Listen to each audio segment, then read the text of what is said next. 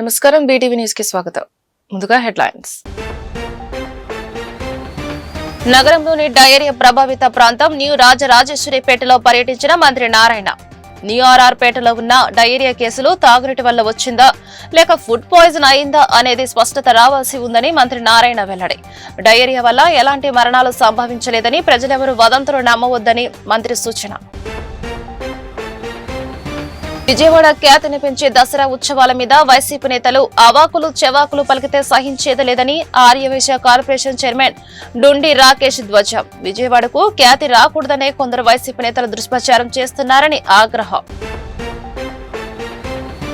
ఇంద్రకీలాద్రిపై శరన్నవరాత్రి వేడుకలు అంగరంగ వైభవంగా నిర్వహించేందుకు అన్ని ఏర్పాట్లను సర్వం సిద్ధం చేస్తున్నామని జిల్లా కలెక్టర్ లక్ష్మీషా వెల్లడి. గతంలో ఎదురైన సమస్యలను అధిగమించి భక్తులకు ఎలాంటి అసౌకర్యం కలగకుండా జాగ్రత్తలు తీసుకుంటామని వివరణ. న్యూఆర్ పేటలో ఉన్న డయేరియా కేసులు తాగునీటి వల్ల వచ్చిందా లేక ఫుడ్ పాయిజన్ అయిందా అనేది స్పష్టత రావాల్సి ఉందని ఏపీ పురపాలక శాఖ మంత్రి నారాయణ వెల్లడించారు.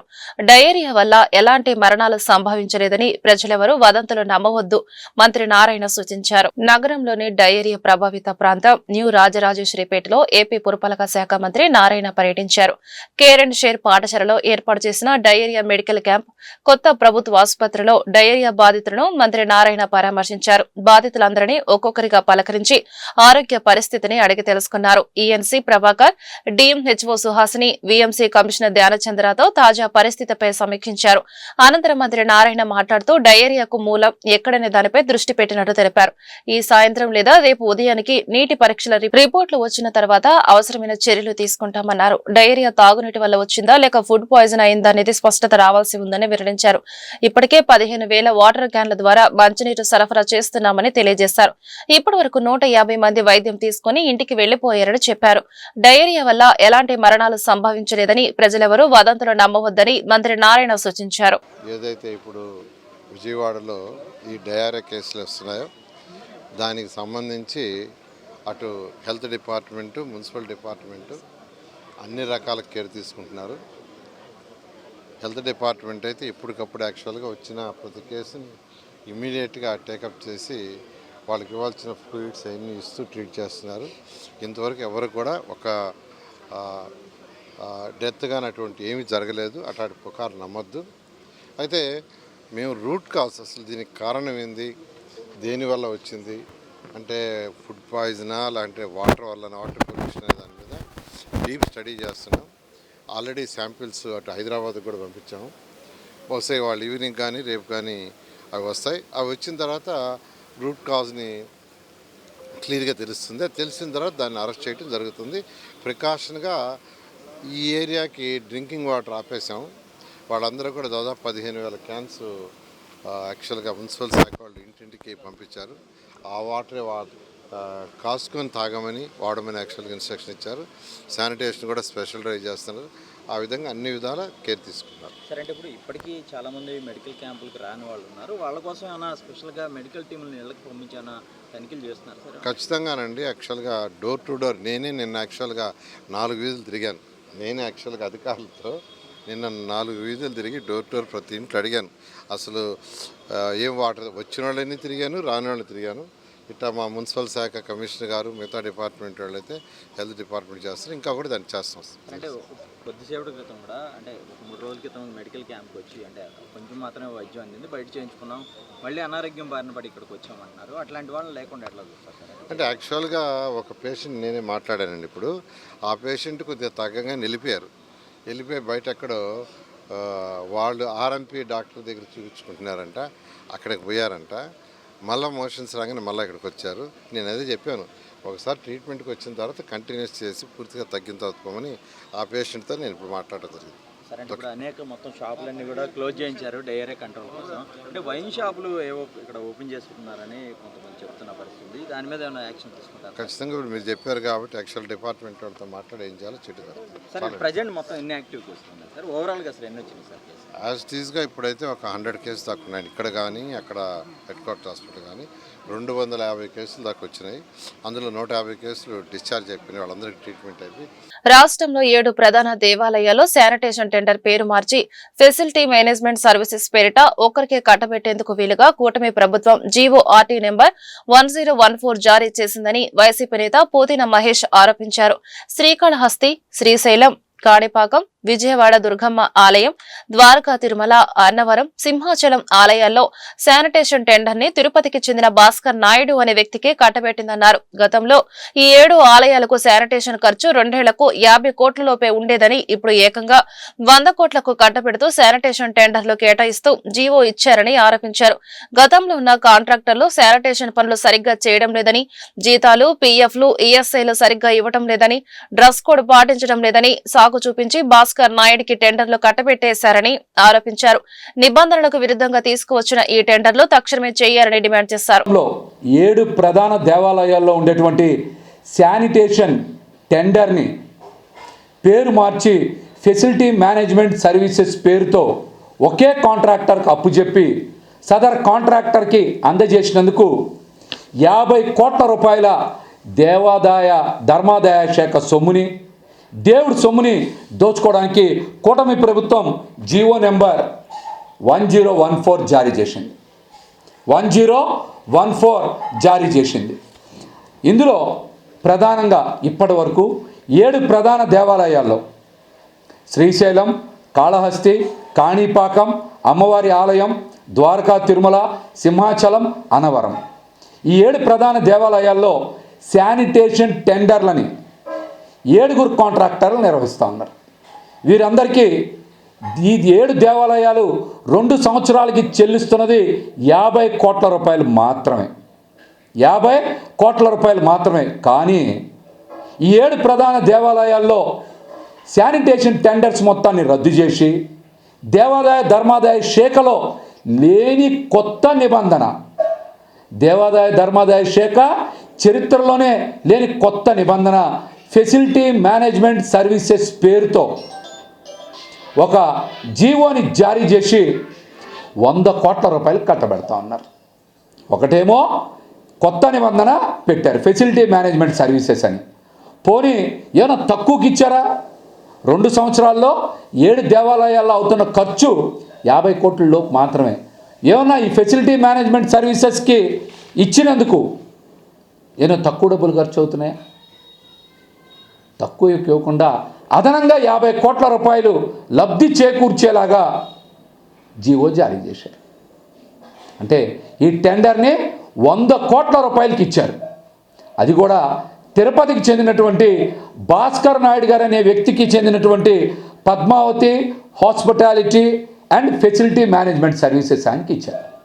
విజయవాడ ఖ్యాతినిపించే దసరా ఉత్సవాల మీద వైసీపీ నేతలు అవాకులు చెవాకులు పలికితే సహించేది లేదని ఆర్యవైశ్య కార్పొరేషన్ చైర్మన్ డుండి రాకేష్ ధ్వజమెత్తారు. విజయవాడ ఉత్సవకు పేరు రాకూడదనే కొందరు వైసీపీ నేతలు దుష్ప్రచారం చేస్తున్నారని ఆయన మండిపడ్డారు. ఈ మేరకు ఆయన కార్యాలయంలో విలేకరుల సమావేశం నిర్వహించడం జరిగింది. గొల్లపూడిలో ఉన్న వెంకటేశ్వర స్వామి దేవాలయ స్థలాన్ని విజయవాడ ఖ్యాతి కోసం ప్రభుత్వం మీద భారం కాకుండా విజయవాడ ఉత్సవ కార్యక్రమాలు నిర్వహిస్తే దానిని కూడా తప్పుపట్టడం హాస్యాస్పదమని అన్నారు.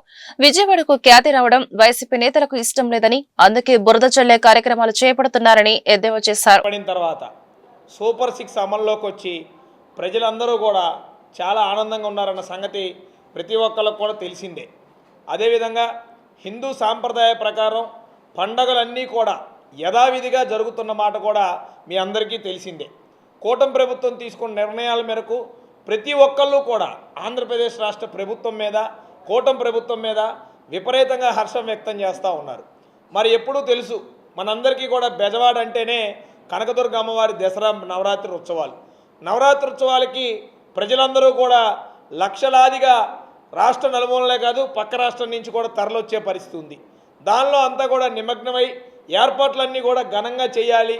నవరాత్రులు కేవలం అమ్మవారిని దర్శించుకొని దండం పెట్టుకొని కొండ దిగిన తర్వాత ఏదైనా కుటుంబంతో సరదాగా కాసేపు ఎక్కడికన్నా వెళ్ళి కాలక్షేపం చేయాలంటే అంత పెద్ద వాతావరణం ఎక్కడా కూడా లేని పరిస్థితి మీ అందరికీ తెలిసిందే.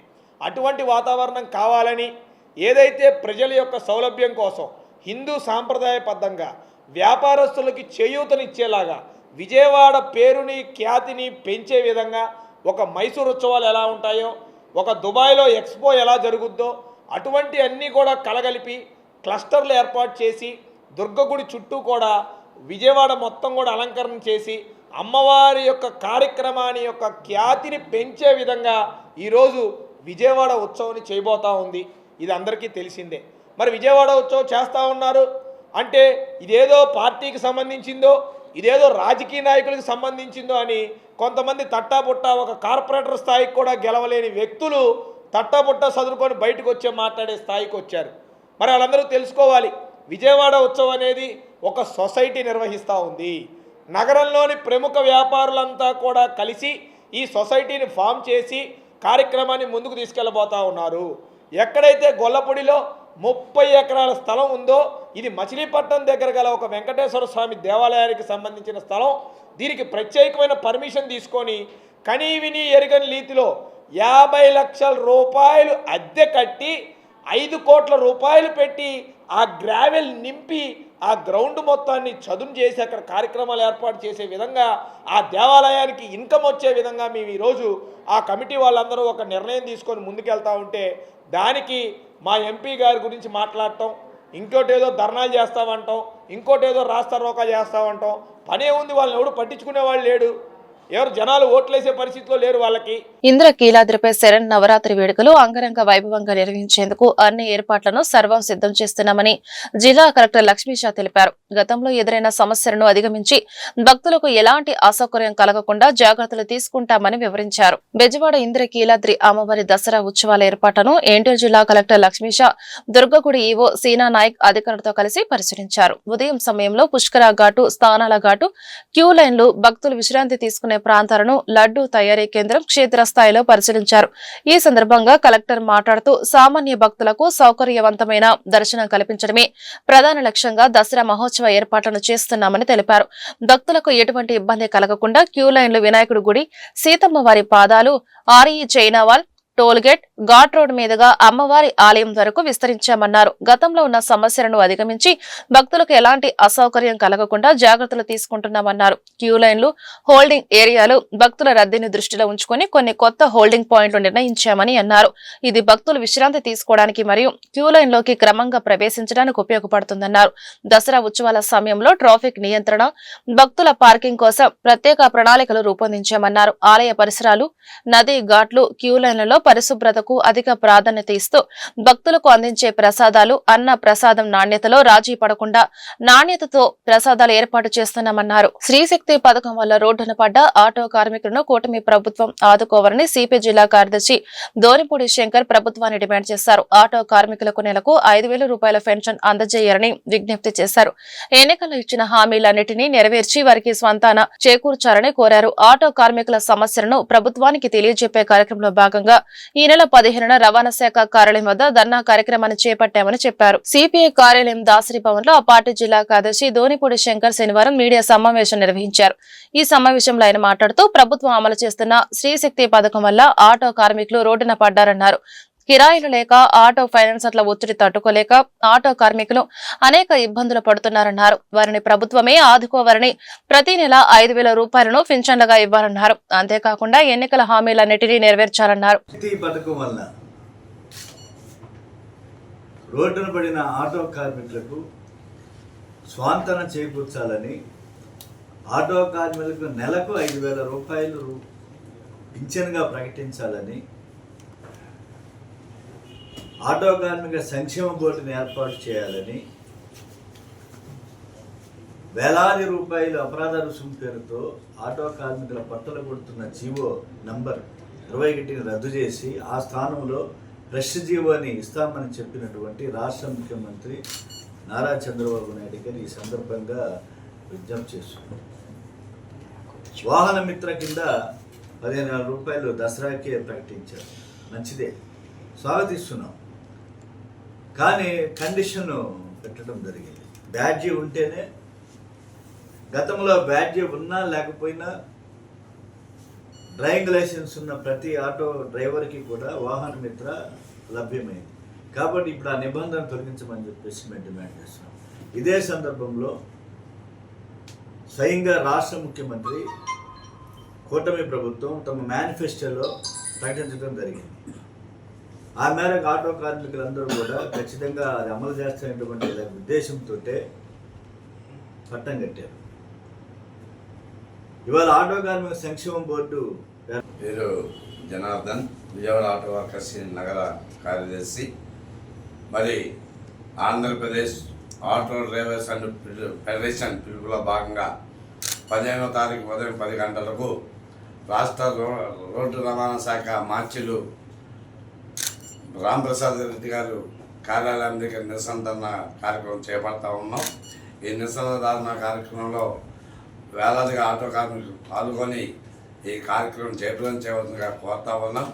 అలాగే మరి నిన్న అనంతపురం సభలో రాష్ట్ర ముఖ్యమంత్రి వర్యులు 15,000 ప్రకటించారు.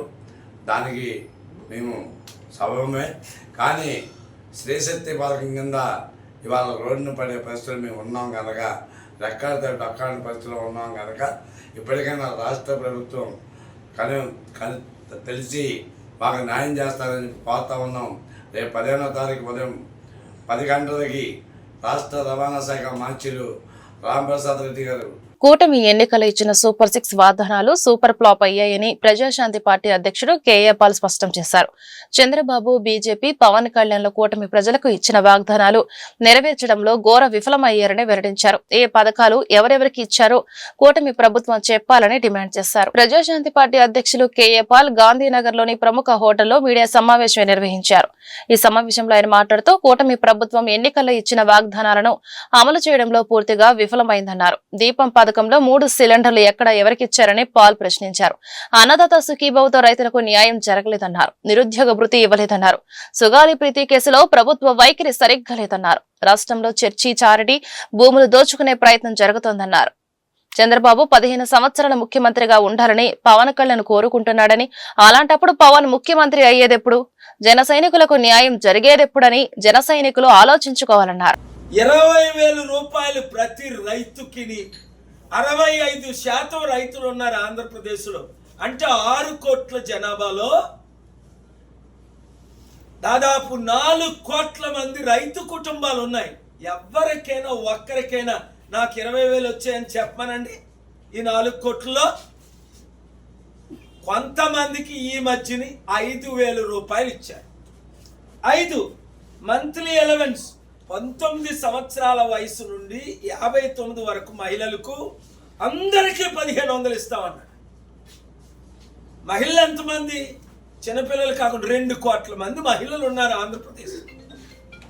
2,000 మందికైనా ఈ 15 నెలల్లో 1,500 రూపాయలు ఇచ్చినట్టు స్వాతపత్రం రిలీజ్ చేయమనండి.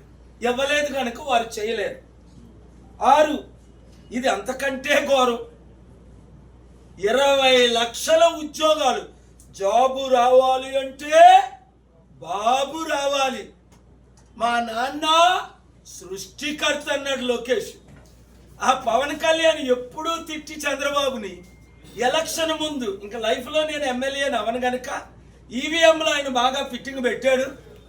ఇంకా మోదీ పాట నేను కూడా పాడతానని ఆయన ఏ పాట పాడాడో మర్చిపోయి 30,000 అమ్మాయిలు మిస్సింగ్ అన్నాడు. ఇప్పుడు మాట్లాడు.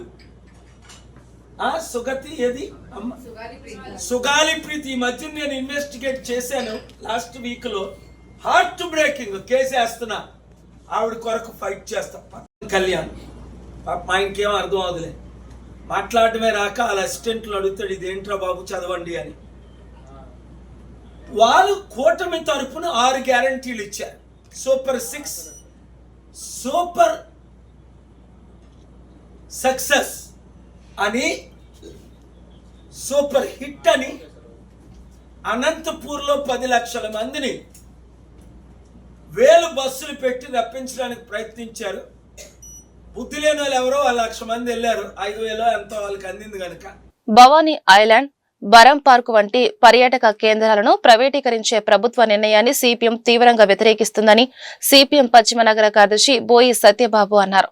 విజయవాడ 1 టౌన్లోని మోటూరి హనుమంతరావు శ్రామిక భవన్ లో జరిగిన మీడియా సమావేశంలో మాట్లాడుతూ ప్రజల ఆస్తులను ప్రైవేటు వారికి అప్పగించడం లూటీ తప్ప మరేదీ కాదని విమర్శించారు. రాష్ట్ర వ్యాప్తంగా 22 పర్యాటక కేంద్రాలు 1000 కోట్లకు పైగా విలువైన ఆస్తులను ప్రభుత్వం చౌకగా ప్రైవేటు వారికి అందజేయడానికి ప్రయత్నిస్తోందని ఆయన ఆరోపించారు. గతంలో అప్పులు తీసుకుని అభివృద్ధి చేసిన ప్రాజెక్టులను ఇప్పుడు నేరుగా కాంట్రాక్టుల రూపంలో అప్పగించడం ప్రజలపై భారమని అన్నారు. అలాగే షాజాహూర్ ముసాఫిర్ ఖానా కాంట్రాక్ట్ ఇచ్చిన కారణంగా పేదల పెళ్లిళ్లకు అదనపు భారం పడుతుందని వెంటనే దాన్ని రద్దు చేసి ఉచితంగా అందుబాటులో ఉంచాలని డిమాండ్ చేశారు. ప్రజల ఆస్తులను కాపాడకుండా ప్రైవేటీకరణం పేరుతో లూటీ చేసే విధానాలను ప్రభుత్వం నిలిపివేయాలని, లేని పక్షంలో ప్రజా సంఘాలు రాజకీయ పక్షాలతో కలిసి పెద్ద ఎత్తున ఆందోళన చేపడతామని హెచ్చరించారు. అలాగే బరం పార్కు ఇటువంటి ముఖ్యమైన పర్యాటక కేంద్రాలని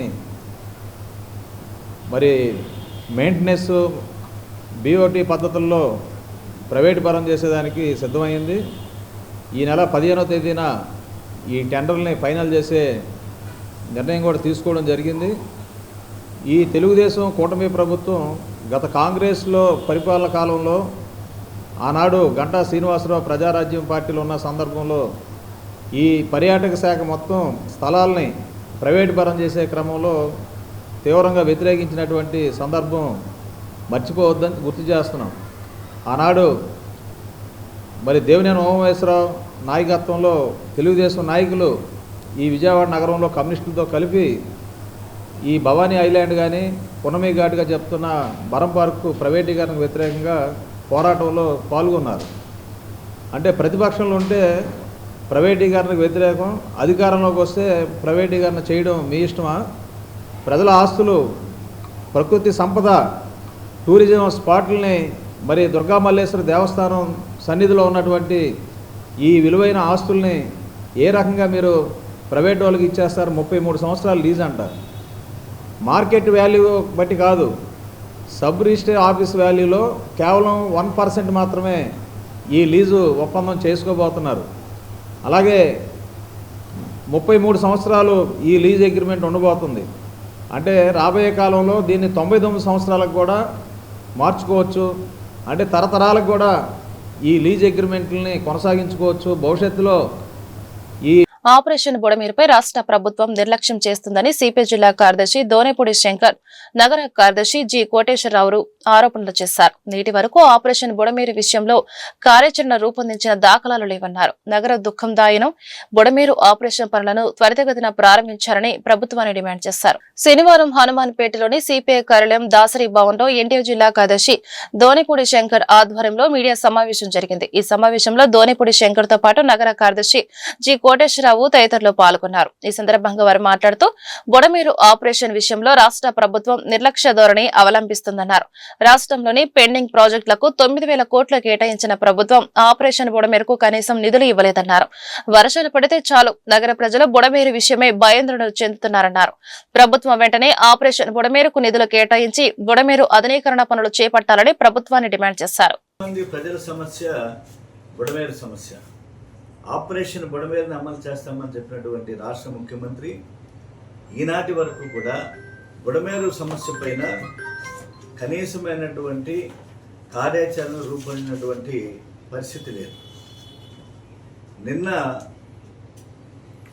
జలవనరుల శాఖ సమావేశంలో 9,000 కోట్ల రూపాయలు రాష్ట్రంలో ఉన్నటువంటి నీటి పారుదల ప్రాజెక్ట్స్కి, పెండింగ్ ప్రాజెక్ట్స్కి కేటాయిస్తున్నాము. 9,000 కోట్ల రూపాయలు చకాచకా పనులు సాగుతాయి అని చెప్పేసి రాష్ట్ర ముఖ్యమంత్రి గారు చెప్పారు.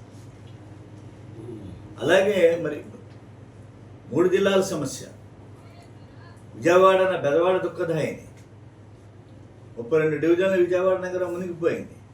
వేలాది ఎకరాల సాగు భూమి వరదపాలైనటువంటి పరిస్థితి. తిరిగి వాళ్ళ వర్షం వచ్చినా, ముంపుకు వచ్చినా కూడా ప్రజలు భీతిల్తున్నటువంటి పరిస్థితి. బుడమేరు ఆధునీకరణకు కనీసం ₹1 కూడా కేటాయింపులు చేయలేదు. ఇది న్యాయమా ముఖ్యమంత్రి గారు? ఇది న్యాయమా నిమ్మల రామానాయుడు గారు అని చెప్పేసి అడుగుతున్నాం. నిమ్మల రామానాయుడు గారు మా దగ్గర డబ్బు లేదని చెప్పేసి చెప్పాడు బుడమేరు ముంపు నివారణ చర్యలు చేపట్టమంటే. మరి వాళ్ళు 9,000 కోట్ల రూపాయలు మీరు కేటాయింపులు చేశామని చెప్తున్నారు. అంటే బుడమేరు సమస్య కాదా? 60 లక్షల మంది ప్రజల సమస్య కాదా? ఈ సంవత్సరం అవుతా ఉన్నది. సంవత్సర కాలంలో రాష్ట్ర ప్రభుత్వం శాశ్వత పరిష్కారానికి చర్యలు చేపట్టకపోవటం దురదృష్టకరం. ముఖ్యంగా విజయవాడ నగరం 32 డివిజన్స్, భవానీపురం, విద్యాధరపురం, పాత రాజేశ్వరపేట, కొత్త రాజేశ్వరపేట, అలాగే సింగనగర్, ప్రకాష్ నగర్, కండ్రిక మొత్తం ప్రాంతాలన్నీ కూడా బుడమేరు ముంపుతోటి రోజుల తరబడి మరి ముంపులో జలదిగ్బంధంలో ఉన్నటువంటి ప్రజలు గత సంవత్సరంలో చూశాం. కాబట్టి ఈ ప్రమాదం పరిష్కారానికి ప్రభుత్వం చర్యలు తీసుకునేటటువంటి దశగా నిధులు కేటాయించాలి. ఆ వైపుగా విధులు కూడా నిర్వహించాల్సినటువంటి అవసరం ఉంది. చిన్నపాటి వర్షం వస్తుంటేనే ప్రజలందరూ కూడా భయభ్రాంతులు అవుతున్నటువంటి పరిస్థితి విజయవాడ నగర ప్రజలు. దీన్ని దృష్టిలో పెట్టుకొని రాష్ట్ర ప్రభుత్వం అధిక నిధులు కేటాయించి శాశ్వత పరిష్కారం చేసేటటువంటి దానికోసం చర్యలు చేపట్టాలని చెప్పి సిపిఐగా అనేక సార్లు ప్రభుత్వం పైన ఆందోళన చేయడం జరిగింది. ఇప్పుడు కూడా స్పందించకపోవడం శోచనీయం. రేపు 16వ తారీఖున సిపిఐ ఆధ్వర్యంలో జరిగేటటువంటి ఆపరేషన్ బుడమేరు అమలు చేయమని చెప్పి కోరేటటువంటి నిరసన కార్యక్రమంలో విజయవాడ నగరంలో ఉన్నటువంటి ముంపు ప్రాంతాల్లో షిరిడి సాయిబాబా 107వ పుణ్యతిథి మహోత్సవాలు ఈ నెల 2వ తేదీ నుండి 3వ తేదీ వరకు అత్యంత వైభవంగా నిర్వహిస్తున్నట్లు ముత్యాలంపాడు షిరిడి సాయిబాబా మందిరం కోశాధికారి శ్రీహరి వెల్లడించారు. ఉత్సవాలలో ప్రతిరోజు హోమాలు, ప్రత్యేక పూజలు జరుగుతాయని వెల్లడించారు. ముత్యాలంపాడు షిరిడి సాయిబాబా మందిరంలో సాయిబాబా 107వ పుణ్యతిథి మహోత్సవాల కరపత్రాన్ని ఆలయ నిర్వాహకులు ఆవిష్కరించారు. ఈ సందర్భంగా ఆలయ కోశాధికారి శ్రీహరి మాట్లాడుతూ ప్రతి సంవత్సరం నిర్వహించిన విధముగా ఈ సంవత్సరం కూడా సాయిబాబా పుణ్యతిథి మహోత్సవాలు ఘనంగా నిర్వహిస్తున్నామన్నారు. ఉత్సవాలలో ప్రతిరోజు హోమాలు, ప్రత్యేక పూజలు ఉంటాయన్నారు. ఉత్సవాలలో భక్తులు స్వామివారిని దర్శించుకుని స్వామివారి కృపకు పాత్రుడు కావాలని కోరారు. 107వ పుణ్యతిథి మహోత్సవాలు ఆంధ్ర షిరిడిగా పేరుగాంచినటువంటి ముత్యాలంపాడులో వెలిసిన షిరిడి సాయిబాబా మందిరంలో అత్యంత వైభవపేతంగా ఈ నెల 22వ తేదీ నుంచి 3వ తేదీ వరకు జరుగుతాయి. దసరా అయిన తర్వాత ఏకాదశి గడియల్లో బాబావారు సమాధి చెందారు మధ్యాహ్నం 2:30 గంటల సమయంలో. అదేవిధంగా 3వ తేదీ ఏకాదశి మధ్యాహ్నం 2:30 గంటలకి విశేషమైన సమాధిని పూలతో అలంకరించి ఆ రోజు చక్కటి భజన చేసి స్వామివారికి 2:30 గంటలకు హారతి ఇవ్వడం జరుగుతుంది. ప్రతిరోజు కూడా విశేషమైన హోమాలు ఉన్నాయి. 22వ తేదీ నుంచి కూడా ఆయా రోజులను బట్టి ఆయా యొక్క దేవతల ప్రాముఖ్యతను బట్టి విశేషమైన హోమం జరుగుతుంది. మా మందిర చైర్మన్ గారు గౌతమ్ రెడ్డి గారు ప్రతి సంవత్సరం మాదిరిగానే ఈ సంవత్సరం కూడా కఠోరమైన దీక్షతో చక్కగా ఈ పుణ్యతిథి మహోత్సవాలు ప్రతిరోజు జరిగే హోమాల్లో పాల్గొని స్వామివారి యొక్క అనుగ్రహాన్ని పొందడానికే కాకుండా ఇక్కడ ఉండే ప్రజలందరికీ కూడా ఆయురారోగ్య ఐశ్వర్యాలు ప్రసాదించాలని స్వామివారిని ఆ రోజు జరిగే హోమాల్లో ఉండే ఆ యొక్క అధిదేవతల్ని ప్రార్థన చేయడం జరుగుతుంది. ప్రతిరోజు కూడా అన్నప్రసాదం వితరణ ఉంటుంది. ప్రతిరోజు 5 రకాల ప్రసాదాలు నివేదన జరుగుతాయి. ప్రతిరోజు కూడా 5 దేవతలకు విశేషమైన హోమం జరుగుతుంది. ప్రతిరోజు కూడా విశేషమైన వివిధ రకాల పుష్పాలతో సహస్రనామార్చన జరుగుతుంది. చివరి రోజు మనకు అనగా 3వ తేదీ ఏకాదశి రోజు మధ్యాహ్న సమయంలో బాబావారి సమాధిని అలంకరించి హారతిచ్చి అదే రోజు విశేషంగా అన్నప్రసాదం. అంబేద్కర్ ఆలయ నిర్మాణానికి విజయవాడ మున్సిపల్ కౌన్సిల్లో 2వ డివిజన్ కార్పొరేటర్ అంబడిపూడి నిర్మలా కుమారి ప్రతిపాదన చేయడం హర్షణీయమని అంబేద్కర్ ఆలయ కమిటీ అధ్యక్షులు అంబడిపూడి రవిప్రకాష్ వెల్లడించారు. 16వ తేదీన జరగనున్న కౌన్సిల్ సమావేశంలో ప్రతిపాదనను ఆమోదించారని వీఎంసీ కౌన్సిల్ సభ్యులందరికీ విజ్ఞప్తి చేశారు. బాబాసాహెబ్ బిఆర్ అంబేద్కర్ ఆలయ కమిటీ ఆధ్వర్యంలో శనివారం గాంధీనగర్ ప్రెస్ క్లబ్ లో మీడియా సమావేశం జరిగింది. ఈ సమావేశంలో కమిటీ సభ్యులు మాట్లాడుతూ ఆలయ నిర్మాణానికి కౌన్సిల్లో 2వ డివిజన్ కార్పొరేటర్ అంబటిపూడి నిర్మలా కుమారి ప్రతిపాదించారన్నారు. రాజ్యాంగ నిర్మాణమే కాకుండా అనేక రచనల ద్వారా ప్రజలలో మార్పు తీసుకువచ్చిన బాబాసాహెబ్ అంబేద్కర్ మహానీయుడన్నారు. ఆయనను అనేక మంది దేవుడిగా భావిస్తున్నారన్నారు. అలాంటి మహానీయుడికి గుడి కట్టాలన్న ప్రతిపాదనను కౌన్సిల్ సభ్యులందరూ ఆమోదించారని కోరారు. ఈ కార్యక్రమంలో ఆలయ కమిటీ సభ్యులు జాన్ రత్నం, గుండె సుందర్పాల్, పెద్దిపోయిన శ్రీనివాస్, షేక్ మస్తాన్ తదితరులు పాల్గొన్నారు. అందరికీ నమస్కారం. మీడియా మిత్రులకి ధన్యవాదాలు. ఈ బాబాసాహెబ్ అంబేద్కర్ గారి ఆలయ కమిటీ ఈ ప్రెస్ మీట్కి హాజరైన ప్రతి ఒక్కరికి ధన్యవాదాలు తెలుపుకుంటూ, నా పేరు షేక్ మస్తాన్, 34 డివిజన్. ఇక్కడ ఈ రోజున నిర్మలా కుమారి గారి కార్పొరేటర్ గారు పెట్టిన ఒక బాబాసాహెబ్ గారి ఆలయానికి కార్పొరేషన్లో ప్రతిపాదన చూపుతున్నారు. అందరూ కూడా పార్టీలకు అతీతంగా ఇది మంజూరు చేసి అందరూ కూడా మద్దతు పలికి దీనికి మనం బాబాసాహెబ్ అంబేద్కర్ గారి కృతజ్ఞతలు తెలుపుకోవడానికి ఇలాంటి చిన్న విషయాలే మనం చేయగలుగుతాం. ఇంకా దాని మించి మనం పెద్ద ఏం చేయలేము. ఎందుకంటే ఆయన చేసిన పెద్ద పని రాజ్యాంగం పట్ల ఆయన ఉన్న దృష్టి రాబోయే కాలంలో రాబోయే రోజుల్లో మన భవిష్యత్తులో ఆలోచించి బలుగు బలహీన వర్గాలకి అండగా ఉండాలని రాజ్యాంగాన్ని సూచించిన మన బాబాసాహెబ్ అంబేద్కర్ గారికి ఘన నివాళిగా అర్పించుకుంటూ ఇక్కడ కార్పొరేటర్ గారు పెట్టిన ఈ ప్రతిపాదనని అందరూ కూడా పాత్రికేయ మిత్రులందరికీ కూడా నమస్కారాలు. నా పేరు గంజిబోయిన శ్రీనివాస్, అఖిల భారత యాదవ మహాసభ రాష్ట్ర జనరల్ సెక్రటరీగా ఉన్నాను నేను. ఈరోజు ఏదైతే 2వ డివిజన్ కార్పొరేటర్ శ్రీమతి అమ్మటేపూడి నిర్మలా కుమారి గారు డాక్టర్ బిఆర్ అంబేద్కర్ గారి ఆలయ నిర్మాణం కోసం కౌన్సిల్లో ఏదైతే ప్రతిపాదన చేశారో ఆ ప్రతిపాదన అనేది మరి బడుగు బలహీన వర్గాల ఆశాజ్యోతి రాజ్యాంగ నిర్మాత భారతరత్న డాక్టర్ బిఆర్ అంబేద్కర్ గారికి నిజమైన నివాళిగా మేము భావిస్తూ ఉన్నాం. అదేవిధంగా ఈ రోజున ఈ అట్టడుగు బీసీ బలహీన ఎస్సీ ఎస్టీ మైనార్టీలు అందరూ కూడా ఈ రిజర్వేషన్ ఫలాలు అనుభవిస్తున్నారంటే ఇది ఆయన పుణ్యమే.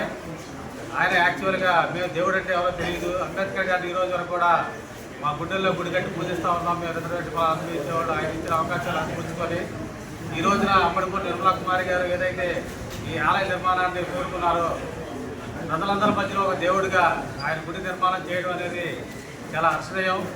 ఇలాంటి కార్యక్రమానికి పార్టీలకు అతీతంగా వర్గాలకు అతీతంగా ప్రతి ఒక్కరు కూడా రేపు పొద్దున కౌన్సిల్లో ఉండే సందర్భాలు ఉన్నాయి. 32వ డివిజన్ నుంచి ఈ రోజున డాక్టర్ బాబా సాహెబ్ అంబేద్కర్ గారి గుడి నిర్మించడానికి, అలాగే 2వ డివిజన్ కార్పొరేటర్ అయినటువంటి నిర్మలా కుమారి గారు అక్కడ గుడి కట్టాలని ఆలోచన వచ్చిన విధానాన్ని బట్టి, అలాగే గుడి కట్టాలని కౌన్సిల్లో తీర్మానానికి పెట్టిన విధానాన్ని బట్టి ఆమె ముందు కృతజ్ఞతలు తెలియజేస్తున్నాం. అలాగే విజయవాడలో డాక్టర్ బాబాసాహెబ్ అంబేద్కర్ విగ్రహం పెట్టడం, ప్రతి ఒక్కరి గుండెల్లో డాక్టర్ బాబాసాహెబ్ అంబేద్కర్ దాని గురించి తెలుసుకోవటం కూడా చాలామందికి తెలియదు.